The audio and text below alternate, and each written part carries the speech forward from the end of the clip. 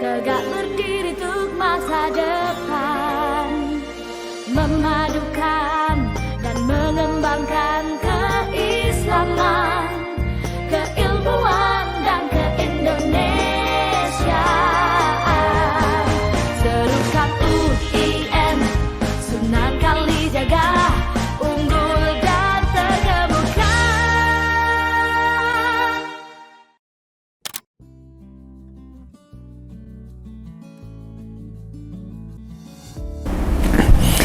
Assalamualaikum warahmatullahi wabarakatuh, para pemirsa, baik Sivitas Akademika UIN Sunan Kalijaga maupun para pemirsa di seluruh tanah air.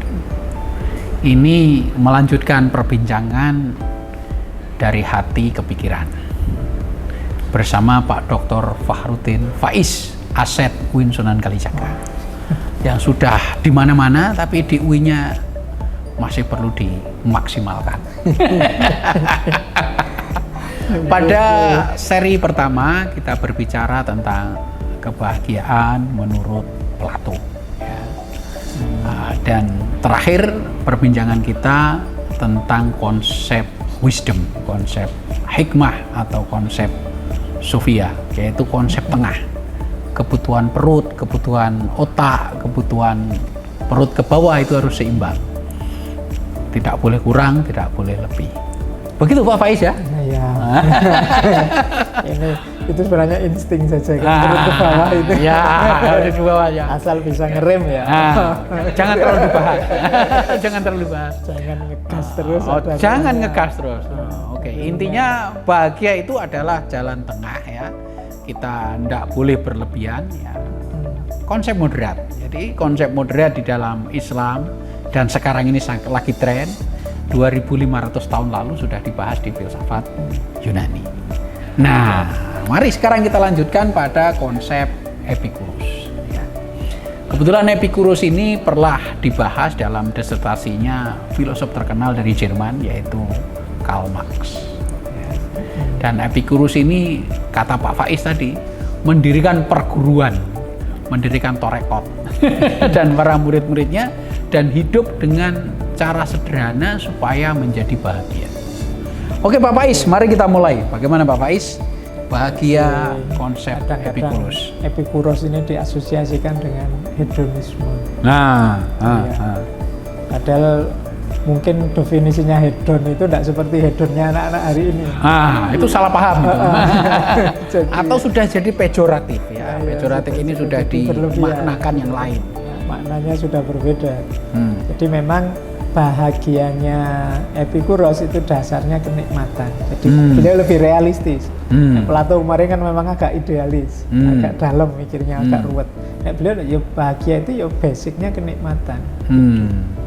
Orang itu pasti mencari kenikmatan, menghindari ketidakenaan. Nah, itu pasti sudah dasar. Tidak ada orang kok secara sengaja nyari tidak enak itu. Dia akan tetap nyari enak. Cuma ya itu tadi, mencari enak juga ada formulanya.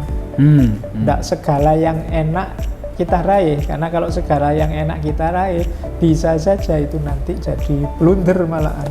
Ingin enak jatuhnya nggak enak. Iya, kayak kita makan enak, dipol-pol no enak terus, wow, naik asam urat, naik darah tinggi, naik gitu ya, jadi tidak enak.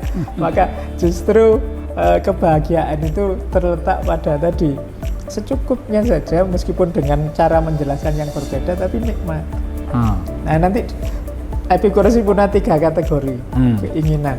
Ada natural necessary, ada natural unnecessary, ada unnatural. Natural necessary itu alami dan harus dipenuhi. Ini tidak boleh tidak dipenuhi ya, kayak makan, minum, itu alami. Tapi yang alami ini bisa saja kita terus jadi berlebihan sehingga unnecessary. Ini yang harus kita perhatikan. Jadi yang pertama kita penuhi, yang kedua ini kita perhatikan. Jangan sampai jadi sumber masalah. Makan itu wajib, tapi makan enak, itu unnecessary. Jadi unnecessary itu boleh dipenuhi, boleh tidak, asal kita bisa ngukur ya batasnya sampai di mana.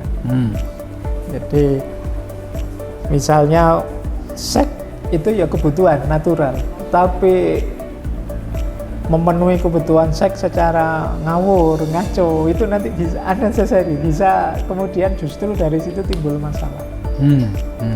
Kita butuh bersosialisasi, oke. Tapi kadang-kadang kalau terlalu terikat dengan yang sosial-sosial, dengan teman, dengan itu, kadang-kadang malah jadi unnecessary.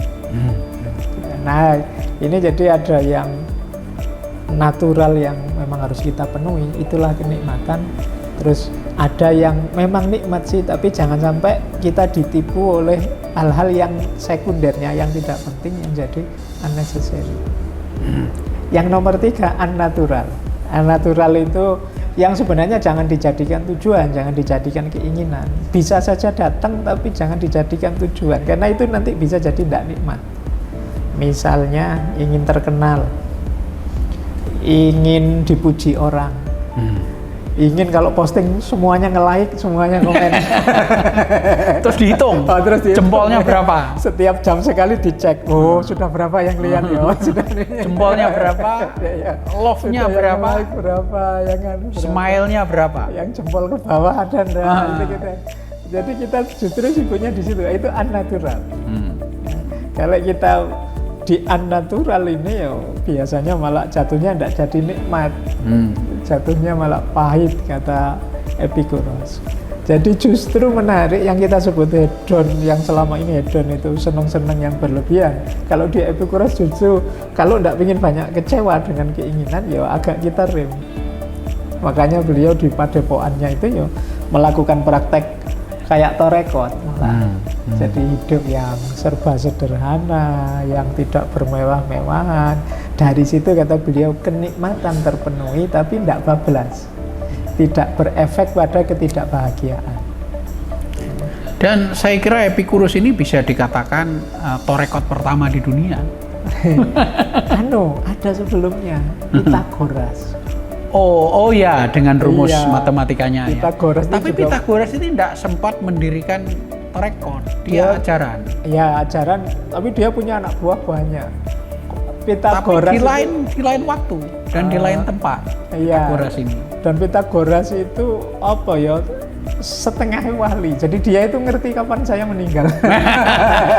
Itu cerita setelah dia meninggal. Jadi katanya dia itu pokoknya nanti saya meninggal berhubungan dengan kacang buncis.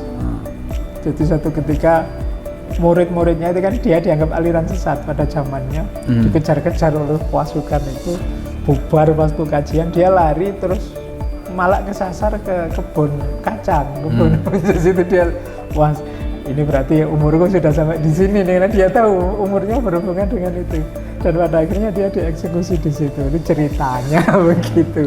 Jadi sama dengan siapa namanya Socrates kan? Iya. Nah, dia tahu cara untuk mengakhiri hidupnya. Racunnya diminum sendiri kan?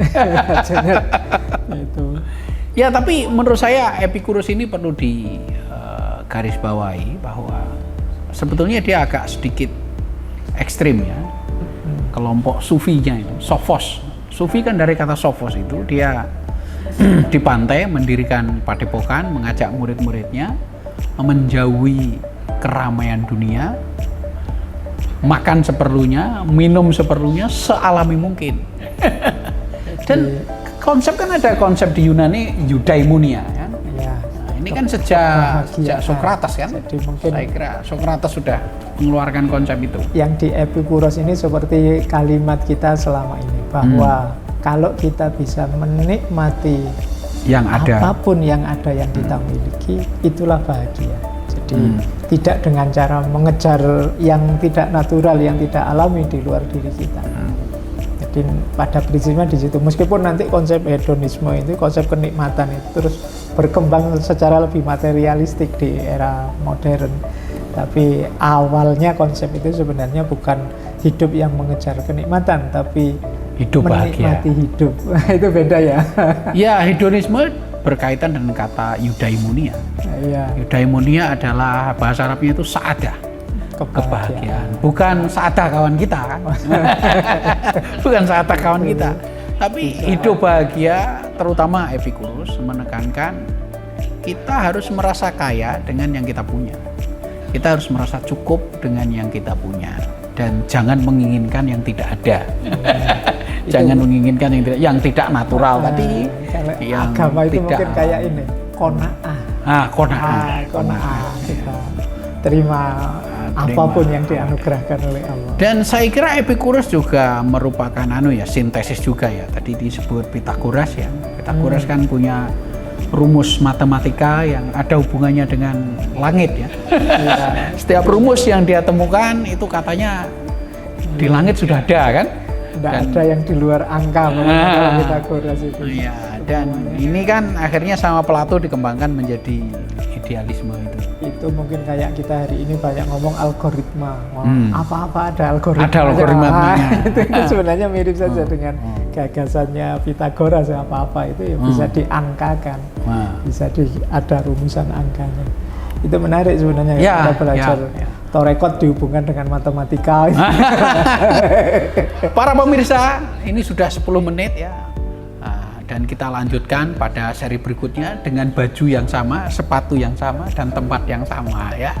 Jangan lupa ya. Ya bagi para mahasiswa silahkan baca buku-buku tentang tadi sudah kita bahas Plato dan sekarang Epicurus, dan nanti pembahasan selanjutnya tentang Aristoteles ya.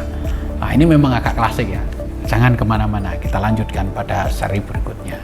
Terima kasih Pak Faiz. Assalamualaikum warahmatullahi wabarakatuh. Waalaikumsalam.